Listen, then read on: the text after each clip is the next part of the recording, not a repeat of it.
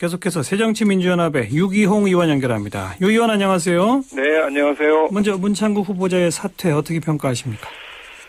네, 오늘 제가 당의 수석 대변인으로 이런 논평을 했습니다. 이제 우리 국민들은 자존심을 지킬 수 있게 됐다.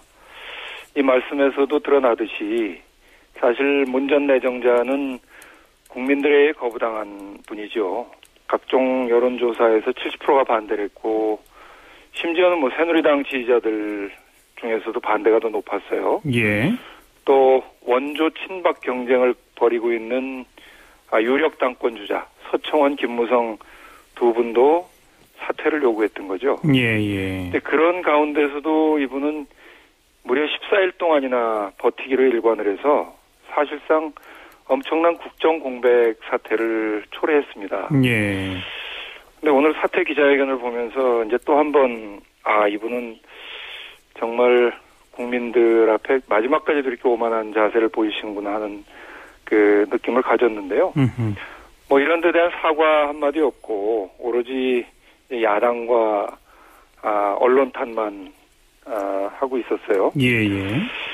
근데 이제 이런 말씀을 이분한테 돌려드리고 싶은데 청문회라는 신성한 법적 의무라는 표현을 썼어요. 그렇습니다. 근데 이걸 지키지 않은 것은 야당이나 언론이나 국민들이 아니라 바로 박근혜 대통령입니다. 임명 동의안을 국회에 제출하지 않아서 이런 국정 공백 사태가 초래됐던 것이죠. 예. 그런 점에서 좀 사실 물러나신 분에 대해서 이런 얘기까지 해야 되나 하는 생각이 드는데 오늘 기자회견을 보면서는 정말 이분은 총리가 되셨으면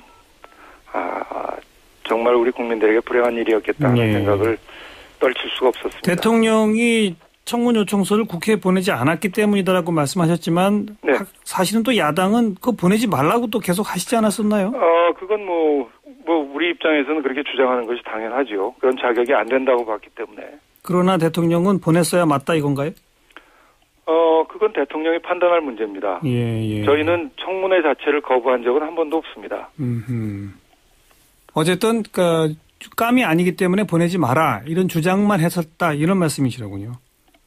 그렇죠. 야당이 할 수 있는 건 그런 것이죠. 보내고 안 보내는 것은 대통령의 판단입니다. 알겠습니다. 또 어쨌든 대통령이 보내지 않았는데 그것을 야당 탓으로 돌리는 건 문제가 있다 그 논리시고요. 그렇습니다. 그 말씀이죠. 예. 그래서 지금 박 대통령의 사과를 요구하고 계세요. 그 이유는 뭡니까? 대통령한테 책임이 있다고 생각합니다. 오늘 문창국 후보자 사퇴 기자회견에서 이런 표현이 있어요.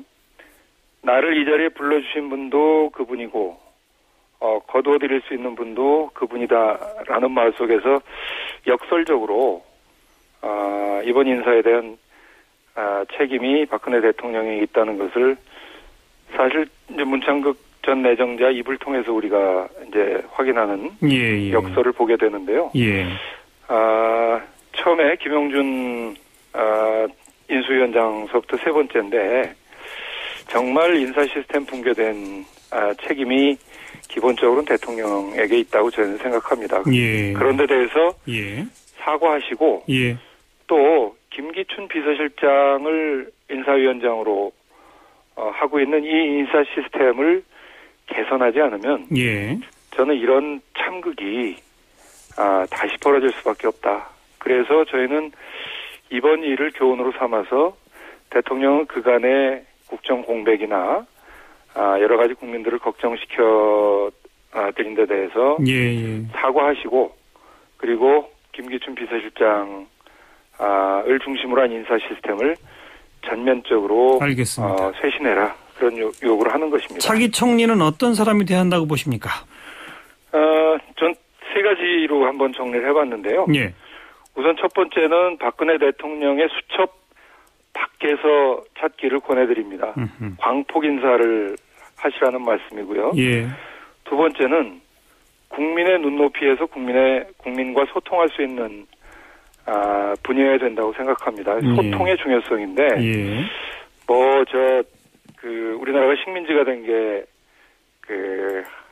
하느님의 뜻이다 이런 분은 곤란한 거죠. 그리고 세 번째는 어떻게 보면 9.11 이전과 이후로 미국 역사를 나눈 분이 있듯이 세월호 이후에 우리 사회를 변화시킬 수 있는 개혁성. 그래서 다시 정리드리면 광폭 인사하시라. 예. 그리고 국민과 소통할 수 있는 분. 그리고 개혁. 변화를 이끌어낼 수 있는 개혁성. 알겠습니다. 이렇게 말씀드릴 수 있겠습니다. 국정원장과 8명 장관 후보자 인사청문 요청서가 국회에 왔습니다. 네. 이 사람은 절대 안 된다. 이렇게 이미 전략을 세우신 게 있나요? 어떤가요? 조금 아까 새누리당 의원께서도 이제 그런 전략 차원에서 말씀을 하신 것 같은데, 사실은 저희가 안타깝게 생각하는 것은 제가 앞에 말씀드린 세 가지 기준에 비춰봐서 전반적으로 미흡하다고 보기 때문에 예. 이기 내각 전반에 대해서 좀 재검토하시라 말씀드리고 싶은데, 예. 그리고 또 한 가지 기본적으로 갖춰야 될 게 도덕성 아니겠습니까? 예. 그런 점에서 우선 제가 사례만 몇 개 좀 들어볼게요. 조금 아까 인사청문 요구서를 받았습니다. 예. 그래서 어떻게 보면 지금 가장 따끈따끈한 정보일 텐데. 자료를 들고 계시네요. 네, 정성근 문화체육관광부 장관 후보자가 예. 음주운전 문제가 있다는 것은 알고 있었어요. 예. 근데 한 건으로 알고 있었는데 2005년에 혈중 알코올 농도 0.09이면 이건 만취 상태고, 조금만 더 0.008만 넘었으면 면허 취소가 되는 정도의 만취 상태입니다. 예.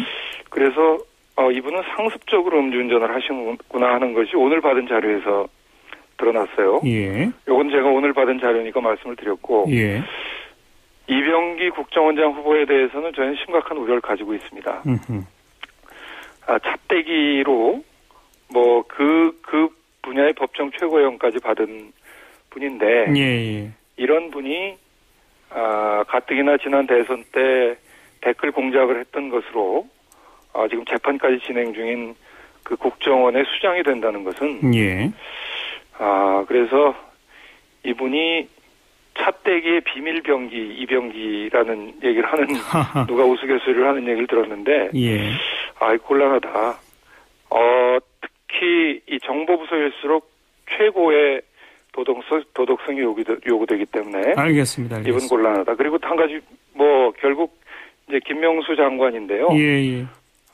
이분도 표절명수 김명수라고들 요새 우스갯소리 해요. 예. 우선 논문 표절, 제자 논문 가로채기, 거기다가 연구비까지 가로챈 것은 예. 심각한 문제라고 알겠습니다. 생각합니다. 그래서 제가 2006년 김병준 장관 부총리 때 당시 한나라당 나경원 대변인이 했던 논평을 좀 돌려드리고 싶어서 간단하게만 좀 말씀드리겠습니다. 짧게 마무리해 주시죠. 네. 학자의 양심과 도덕성이 최대 무기다. 교육 부총리의 표절 의혹은 교육 최일선에서 끊임없이 노력하고 있는 많은 교수와 국민의 양심을 훔친 것이다. 이 말을 그대로 돌려드리고 싶습니다. 알겠습니다. 이게 내각 전반이 문제다라고 하셨지만 어쨌든 세 분을 특히 또 지목하셨는데, 네. 인사청문회 참 격돌이 예상이 되는군요. 예. 아까 말씀드렸던 대로 저희 전략이 세 분이다 이런 뜻은 알겠습니다. 아닙니다. 네. 여기까지 드릴게요. 고맙습니다. 네, 고맙습니다. 네. 격돌이 예상이 된다 이런 말씀입니다. 새정치민주연합 유기홍 의원이었습니다.